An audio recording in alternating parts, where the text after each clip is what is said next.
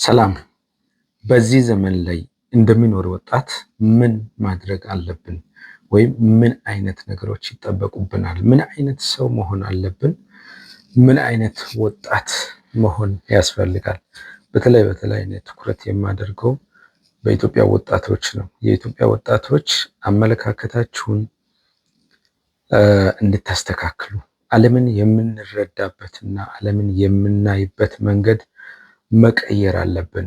ያንን ካልቀየርንና ካላስተካከልን እይታችንን ወይም ዓለምን የምንመለከትበት መነጽራችንን ካልቀየርን አሁንም ትልቅ አደጋ ከፊታችን እንዳለ ነው የሚታየውና ብዙ ነገሮች በዚህ ዘመን ላይ እየተለዋወጡ ይሄዳሉ። ቶሎ ነው ደግሞ ሲቀያየሩ ነገሮች ቶሎ ነው የሚለወጡት። ዓለም አዳዲስ ሲስተሞችን እያመጣች ነው።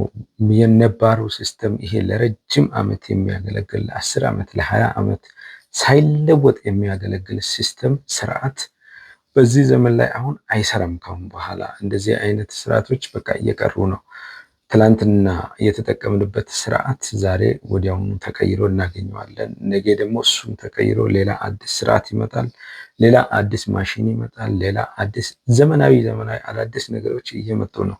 ዓለም በፍጥነት እየተለዋወጠች ያለችበት ዘመን ነው ይሄና በዚህ ኢራ ላይ ሆነን እንደ ድሮ አሁን በቃ አንዴ ያስቀመጥነው ነገር ለ10 ዓመት እዛው ቦታ ላይ እንደሚገኝ አይነት ዘመን የምናስብ ከሆነ አደጋ ላይ ነን። ሰርቫይቭ ማድረግ አንችልም። ስለዚህ በተለይ የኢትዮጵያ ወጣቶች ማድረግ ያለብን ምንድነው? ሁሌም ራሳችንን በማሻሻል ላይ ከፍተኛ ትኩረት ማድረግ አለብን ብዬ አምናለሁ። ራስን ማሻሻል ደግሞ በምን ላይ ተመሰርቼ በየትኛው ዘርፍ ላይ በምን ጉዳይ ላይ የሚሉ ነገሮችን በደንብ አውቀን በነዛ ነገሮች ላይ ትኩረት አድርገን ራሳችን በየጊዜው በየቀኑ እያሻሻልን እየገመገምን ራሳችንን ዞር ብለን ቼክ እያደረግን የምናደርገው ነገር ትክክል ነው ወይስ አሁን እኔ እያሰብኩ ያለሁት አስተሳሰብ ለዚህ ዘመን የሚመጥን ነው ወይስ አይደለም የሚለው ነገሮችን ወደኋላ ዞረን የራሳችንን ህይወት እየገመገምን እያየን አትሊስት እያየን የማንሄድ ከሆነ እንግዲህ ዘመኑ እንደመራን እየሆንን ነው ማለት ነው። ዘመኑ እየመራን እኛ እየተከተልን የምንሄድ ከሆነ የሆነ ሰዓት ላይ ጥሎን ሊርቅብን ይችላልና ግዴታ ምንድነው ማድረግ ያለብን? በራሳችን ላይ ፎከስ አድርገን የራሳችንን ህይወት እየገመገምን አመለካከቶች አሁን አብዛኛው ነገሮች ኢትዮጵያ ውስጥ የምመለከታቸው ነገሮች ከኋላ ይዘን የመጣናቸው አመለካከቶች በድሮ ስርዓት በ1980 90 ስርዓቶች ላይ ዴቨሎፕ ያደረግናቸው አስተሳሰቦችን የነዚህ አመለካከቶችን አሁንም ድረስ ሳንለቃቸው እነሱን ተሸክመን ወደፊት እየተጓዝን ያለንበት ሁኔታ ነው የሚታየውና ያ ነገር ደግሞ ዘመኑ ከሚቀበለው አመለካከት ውጪ የሆነው ቀስ በቀስ በሂደት ከዛ ከሲስተም ውስጥ እየወጣን ነው የምንሄደውና ራሳችንን ከዘመኑ ጋር አጀስት ማድረግ በቃ አመለካከቶቻችንን አጀስት ማድረግ አስተሳሰቦቻችንን አጀስት ማድረግ ማስተካከል ልክ ለዘመኑ እንደሚመጥን አይነት ሰው ሆነን ራሳችንን ዴቨሎፕ ማድረግ መቻል አለብን።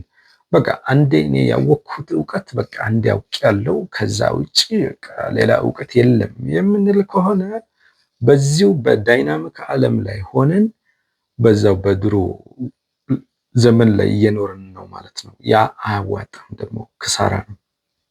ስለዚህ ግዴታ የኢትዮጵያ ወጣቶች ማድረግ ያለብን ምንድነው? እኛም በቃ በዳይናሚክ ዓለም ላይ እኛም ዳይናሚክ ወጣቶች መሆን አለብን። ዳይናሚክ አስተሳሰብ ያለን ዳይናሚክ ማይንድ ያለን ወጣቶች መሆን መቻል አለብን። ኮንቲኒየስሊ ራሳችንን ኢምፕሩቭ ማድረግ በእውቀት በስኪል ከዓለም ጋር ከስርዓቱ ጋር በሚሄዱ ነገሮች ራሳችንን ዴቨሎፕ እያደረግን ስኮፓችን እያሰፋን እዛ ውስጥ ሰርቫይቭ ለማድረግ ወይም ደግሞ እዛ ውስጥ ከፍተኛ ሮል ሚና መጫወት እንድንችል ግዴታ ማድረግ ያለብን ነገር ምንድነው? ሰልፍ ኢምፕሩቭመንት፣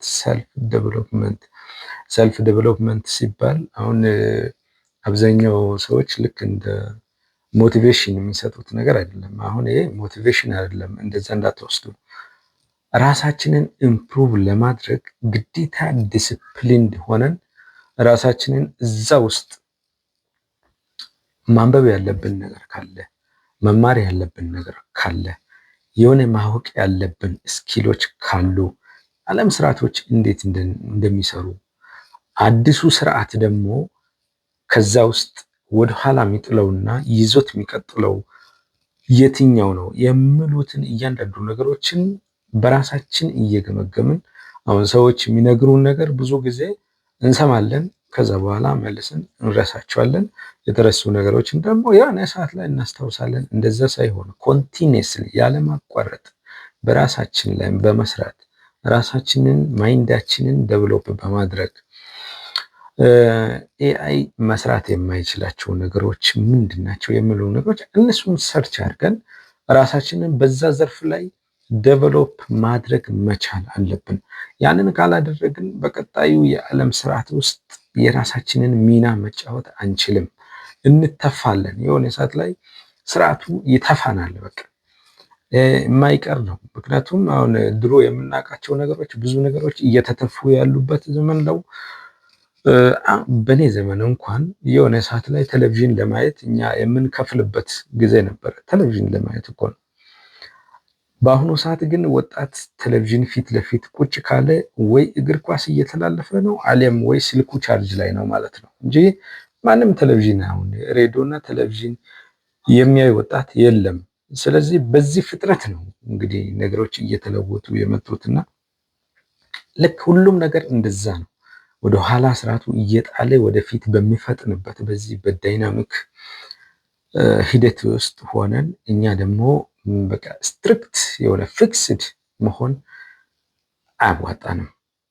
ስለሚያጋጨን ከስርዓቱም ስለሚያስተፋን ግዴታ ምንድነው መሆን ያለብን? እዛው ውስጥ በቃ የሆነ መማር ነገሮች ቶሎ መማር የምንችል ሰዎች ከሆንን የሆነ ስኪል የሆነ እውቀት ቶሎ ወዲያው ነው መማር የምንችል ሰዎች ከሆንን አንደኛው የያዝነው እንኳን ኤክስፓየር ቢያደርግ ሌላ ወዲያው ነው ተምረን ወደ ስርዓቱ ልንመለስ እንችላለን። ስለዚህ በተለይ የመማር ችሎታችንን የማንበብ ለማወቅ ያለን ጉጉት ኪዩሪዮሲቲ በጣም አስፈላጊ ነውና ወጣቶች በዚህ ዘመን ላይ ያላችሁ በእኔ ዘመን ላይ ያላችሁ ወጣቶች በተለይ እንደ ድሮ የሆነ ነገር በቃ አወቃችሁ የሆነ ነገር ያዛችሁ ከዚች ውጪ በቃ ሌላ ነገር እቺ በቂ ናት ምናምን የሚለው አመለካከት ትተን ከስርዓቱ ጋር አብሮ ለመራመድ ዝግጁ የሆንን ሰዎች